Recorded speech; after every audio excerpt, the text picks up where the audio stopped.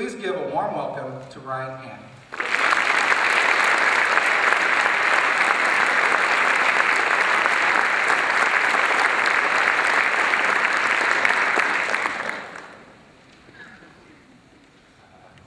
Mr. Driver there, he asked me to send kind of the topic of my speech to him, and I didn't realize he was going to be taking my entire intro to my speech when I sent it to him. But I think it goes without saying, definitely thank you to Mr. Driver, Mr. Breeden, and everyone who had a hand in putting on the banquet tonight. It's a tremendous honor, and especially thank you to all the parents and family members out there. I think we owe all of you one last round of applause.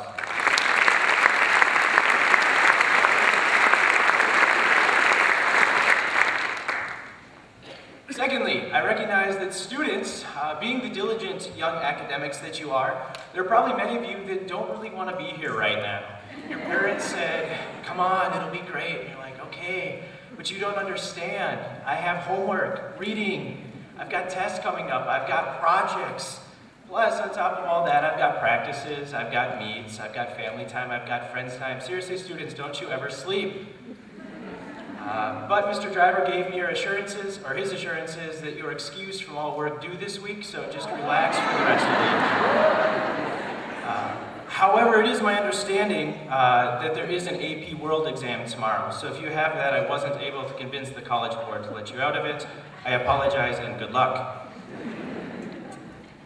But I will try and keep this brief. So, before I begin, what I want to do is I want you to think back. I didn't realize there would be my mug up on the screen there. I thought I was going to have a blank screen. So let's just turn our attention over here to this imaginary screen. And I want you to kind of think back, students, to the beginning of your educational journey. Don't go too far back, or you might see a few things you don't want to see. But let's start at about age 5. There you are, up there on that screen. A cute little kid you are, all ready for school, ready for that first day of kindergarten. Unfortunately for you, the puberty bug is going to bite you in a few years, and all heck is going to break loose. You're not ready for that, but this is evidence that you are here, that you survived that. But I want you to take a look at that student, that 5-year-old student there, ready for his first day of school. That student who was ready for kindergarten with all its snacks, its finger painting, the occasional nap. It was a good time, wasn't it?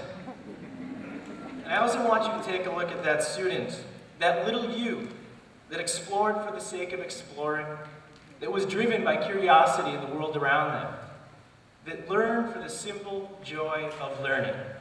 I want you to remember that little student tonight as we kind of go through this evening. We'll come back to him and we'll visit him in a moment, but just hang on to him. It was about a month ago when Mr. Breeden approached me about the opportunity to give this address tonight. Pondered it for a short while and said, sure, I'd be honored. And I am honored. It's great to be here in front of all of you. And I thought, how hard could it be? I speak in front of students all day, every day. It couldn't be that big of a deal, and I kind of put it out of my mind for the next month.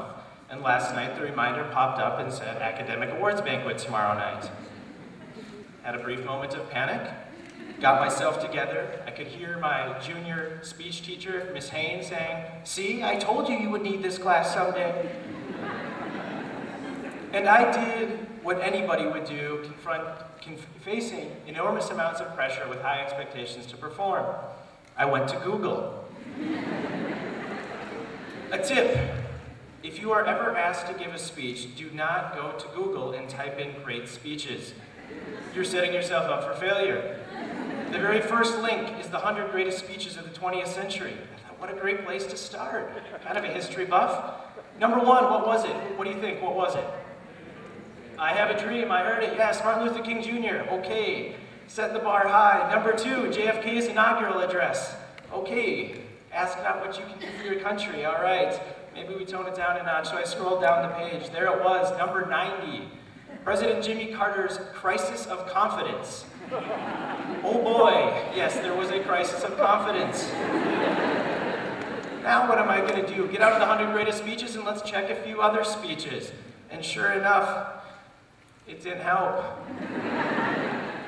Right? You see things like, these are the times that try men's souls. Yes, they do. Give me liberty or give me death. I don't think so, not appropriate right now.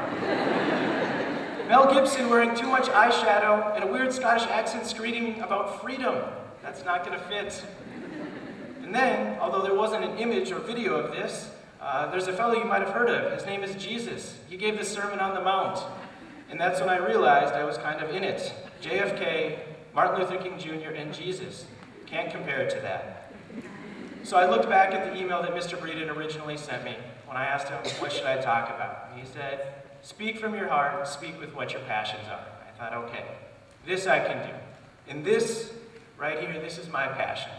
Not public speaking, but the students, the family, the faculty, administration, education. That is my passion. Learning, that is something I can talk about. I think, I hope, I'm reasonably qualified to do it. Recently, a student in my 4th hour class, out of nowhere as middle schoolers tend to do, raised his hand and he said, Mr. Canton, what defines success for you as a teacher? Ooh.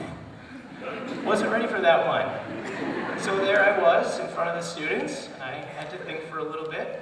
And I said, well, Peter, you know, I know what success isn't. And I said, success, it's not MCA scores. It's not the number of you that earn A's on the next assessment. It's not the class averages. It's not the number of you that leave my classroom loving history, though all of you should. Success as a district is not our above average ACT scores. Success is not our high graduation rates. Success is not our college acceptance rates. Success is not awards, it's not accolades. It's not an invitation for you to be here tonight.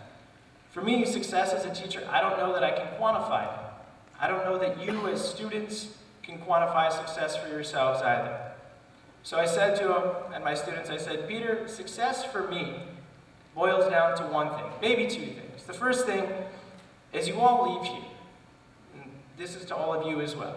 I hope that you are good people, right? It's a crazy world filled with even crazier people. With Flava Flav and Lady Gaga, it's a wild place. Right? So I hope that you leave here as good people that care about one another. That's kind of priority number one. But second, and perhaps most importantly for me, I hope that you leave here ready to get your geek on. Yes, get your geek on. Ladies and gentlemen, I am a geek. All right? There is not a week that goes by in my class where I come in and say, oh my gosh, you guys, we got this awesome video we gotta watch. It's a rap about the American Revolution. And they're like, I'm telling you, I'm a geek. Students that have had me before, you're nodding your heads and going, yes, he is a geek. I can attest to it. I wear that with a badge of honor, and I want my students to wear that badge of honor as well. Education is one of those things that gets my geekiness going, like nobody's business. And so, I want each and every one of you as students to get your geek on, to find your inner geek, to relish that geekdom. Right? Find something that drives you.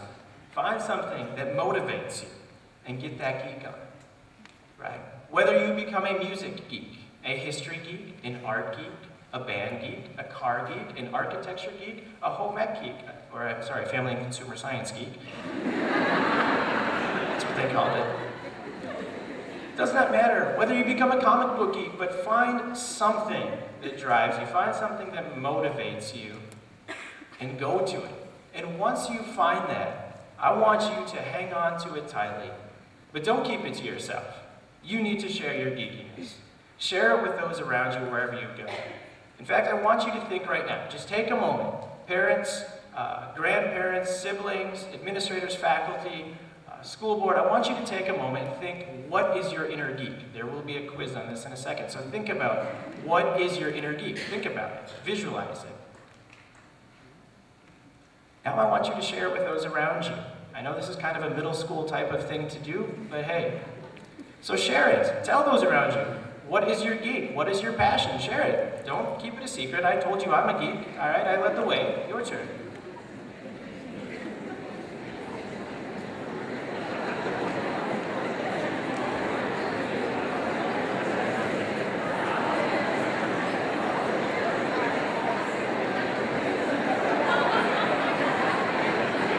All right. So now that we're comfortable sharing our geekiness, Who is going to be the first brave soul to shout out what type of geek they are? I'm sorry? You need to shout. The lights, they're bright. I can't hear down here.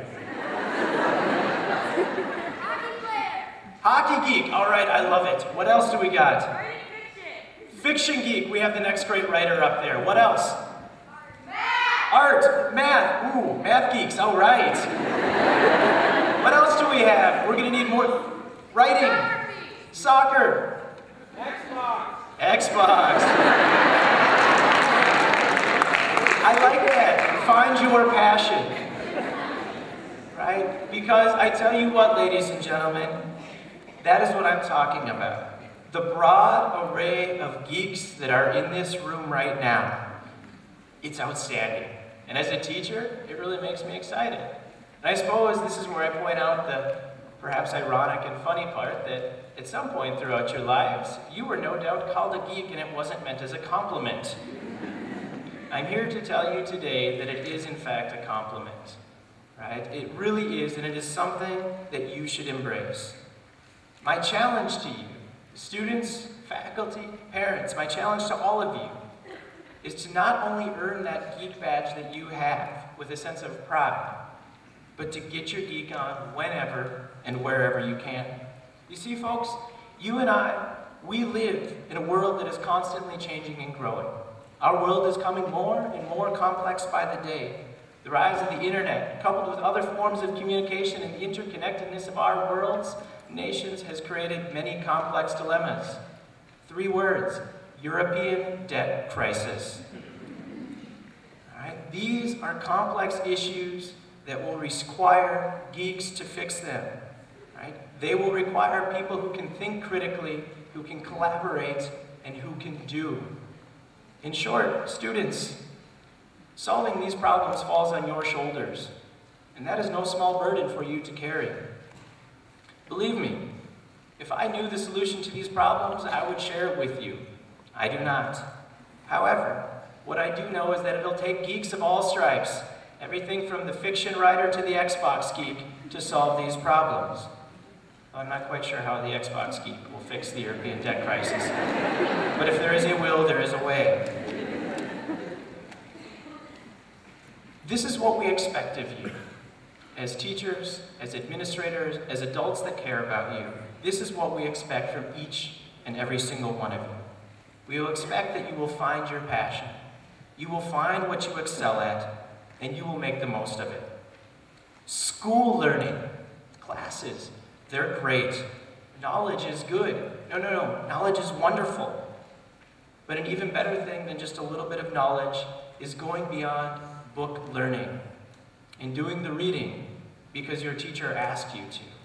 Completing the project just because, hey, if I do this, I'll get an A. We need more than that, and we expect more than that. A few months back, I was at a meeting with a high school teacher, and he lamented the fact that there were numerous, and I quote, grade grubbers roaming the halls at STMA. This struck me for 2 reasons. One, the phrase grade grubber is absolutely hilarious to me. Teachers, I think you know the type of student that is the grade grubber. Students, you might be guilty of that, and that's okay. There's still time to fix yourself. That is the type of student that says all the right things, does all the right things, completes the projects just right, and gosh darn it, they even bedazzled their poster board. We love that as teachers. It makes our jobs a lot easier when we can read what you wrote. That's a start, but that's not good enough. Grade grubbers, you see, ladies and gentlemen, they are not geeks. They play by a different set of rules. They don't always follow their passions. They just go to get the grade. And while getting grades is all fine and well, as many of you no doubt have been able to accomplish here, I'm not advocating that you give up on school and you revolt and you stop doing your homework or anything like that. What I'm saying, what I'm challenging you to do is to become more than simply just grade grubbers. We need you to truly become geeks. We need every single one of you to find your passion. Something that makes you go, wow. something that you want to share, something that excites you and that you find yourself reading Wikipedia articles and heaven knows what till 2 a.m. because, shoot, you're just interested in it. That is kind of what we're hoping for, ladies and gentlemen. So let's take a look back at that young child, that little you, that 5-year-old, shiny-faced, ready to learn, that little human that explored for the sake of exploring, that was driven by the curiosity of the world around them, that learned for the pure and simple joy of learning. Reconnect with that child. Find your inner geek. If you leave here, if you leave STMA with a love of learning, a passion for learning, and ready to get your geek up, then I will be pleased as punch, and I will know that we did our jobs properly. So now let's do it. Let's get our geek on. Thank you to all of you, and let's enjoy the celebration of geekiness tonight.